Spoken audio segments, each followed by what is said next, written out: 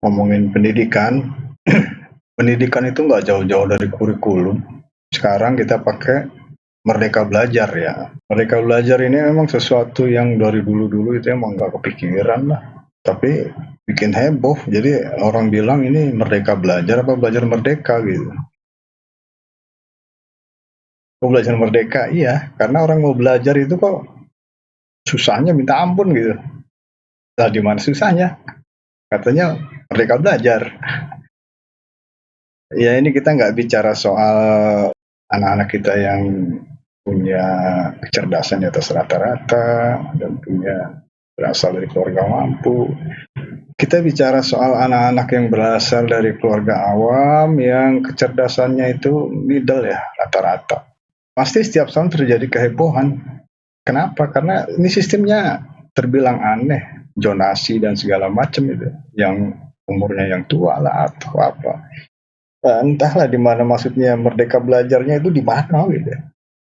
Merdeka belajar buat yang tua-tua, merdeka belajar buat yang rumahnya deket-deket sama sekolah,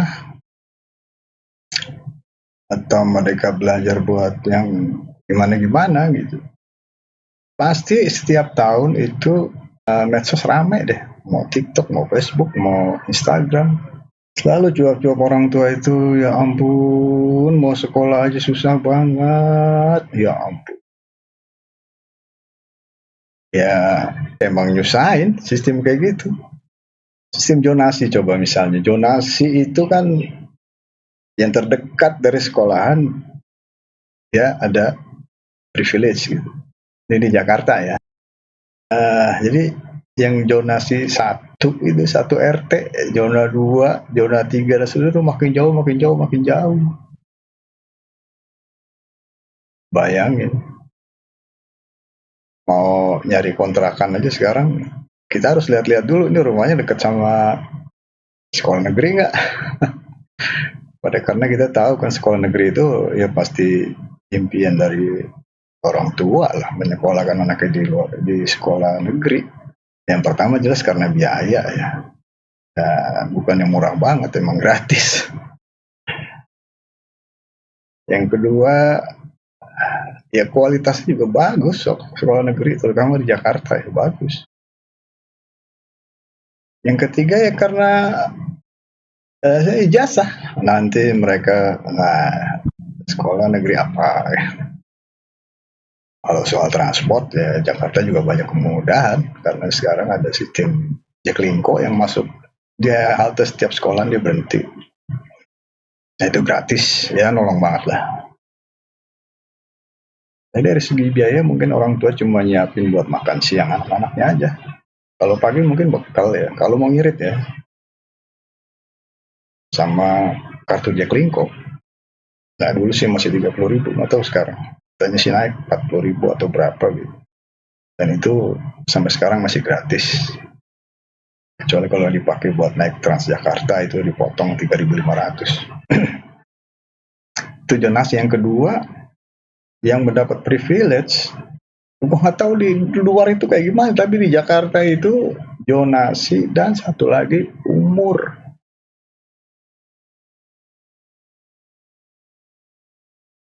Umur itu ada kekhususan di situ. Jadi orang nggak melihat nilai, nggak melihat apa, tapi kalau umurnya udah di batas dan di atasnya, ya udah dia bertarungnya di umur, bukan di nilai lah, bukan di apa, bukan di prestasi akademik, bukan di aktivitas di luar akademik, enggak, tapi umur.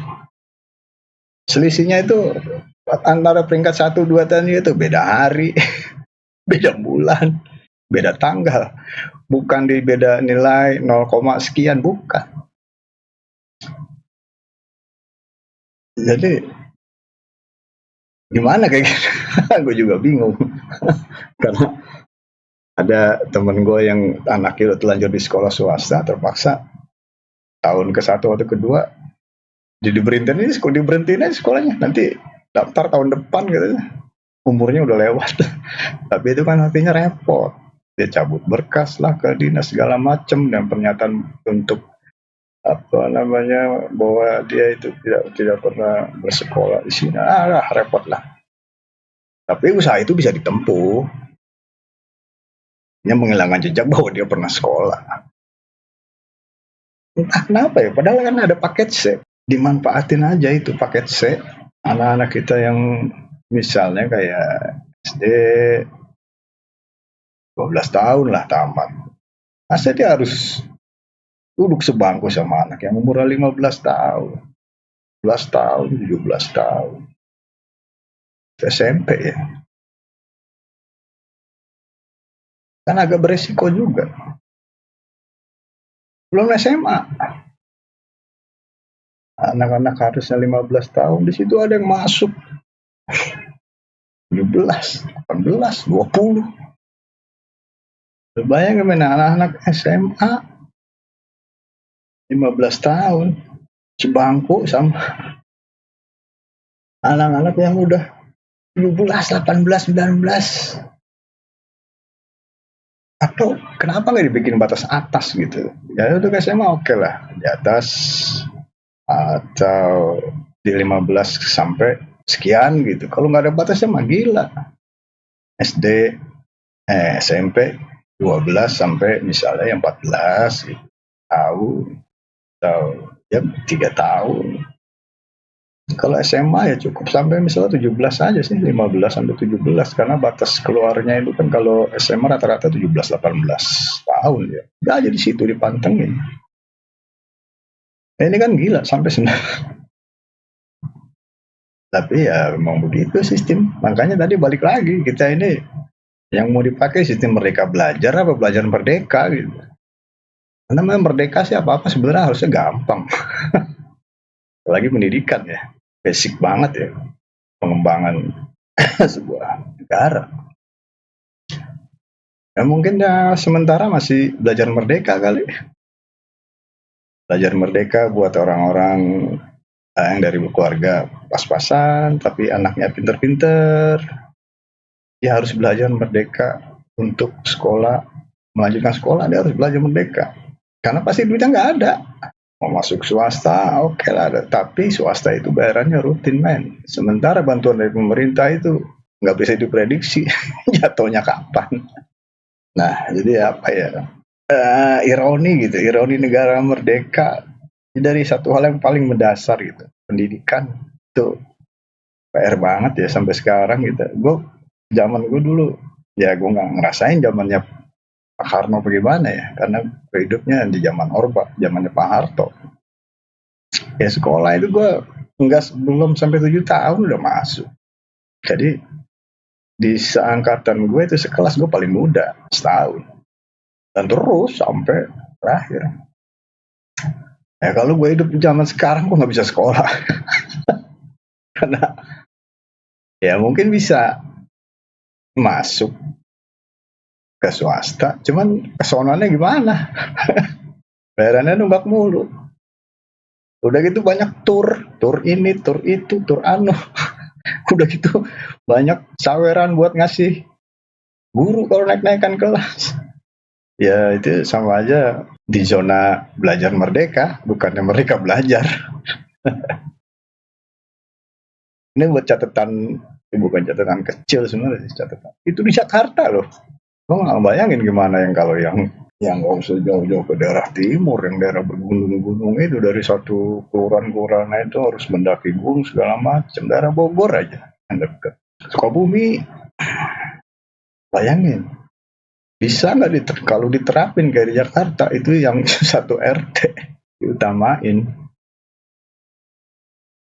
Ya nggak tahu juga lah apa ketersediaannya juga. Kayak prasarananya nggak dikomplitin dulu. Taruhlah misalnya paling enak Jakarta aja belum tentu ada satu SMA di satu kelurahan. Kayak tempat tinggal gue aja di Ciracas ya, cuman dari satu kecamatan itu cuman ada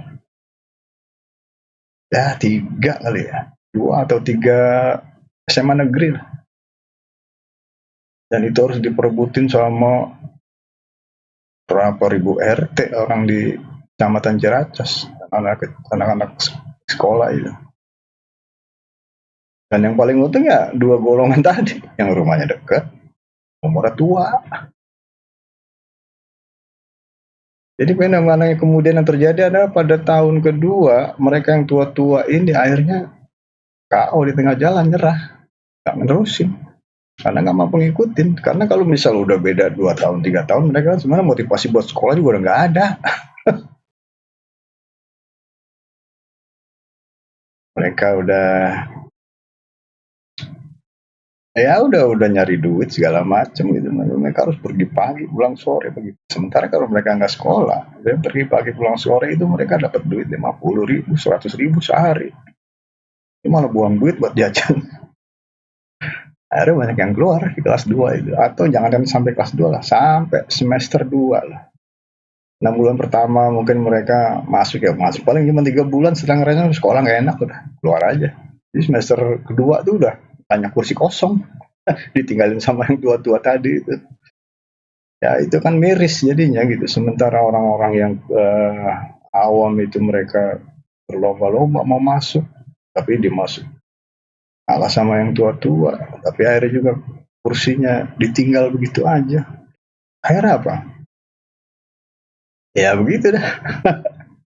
Ada kursi kosong 1, 2, 3, 4, 5 diperebutin sama ratusan murid. Dan terjadi apa? Yang terjadi apa? 5 kursi kosong. 5 kursi kosong. Misalnya 100 orang lebih yang merebutin. Ya gitu dah.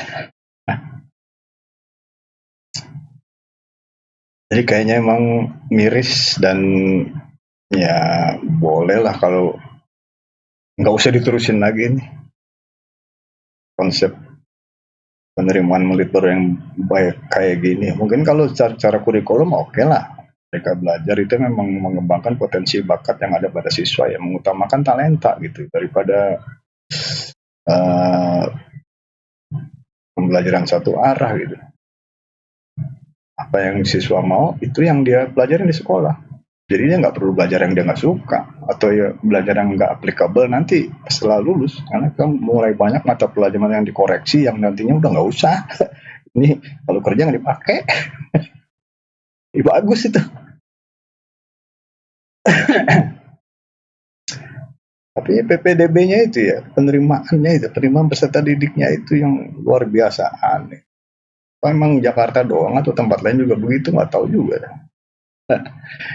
Tapi anak-anak tetap semangat sekolah, kalian generasi muda harus nunjukin kepada semangat lah. Memang ini zamannya begini. Harus kuat. Belajar yang rajin supaya nilainya tinggi, jadi gampang masuk negeri. Paling itu satu-satunya ngakalin dari keterbatasan umur dan zona tempat tadi.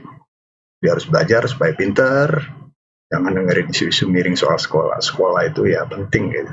Oke, ibu juga semangatin terus anak-anaknya buat belajar, bapak-bapak jangan lemah cari duit, harus kuat. Anak-anak kita perlu itu. Bye. Terima kasih. Sudah menonton Dunia C Ecos At 2023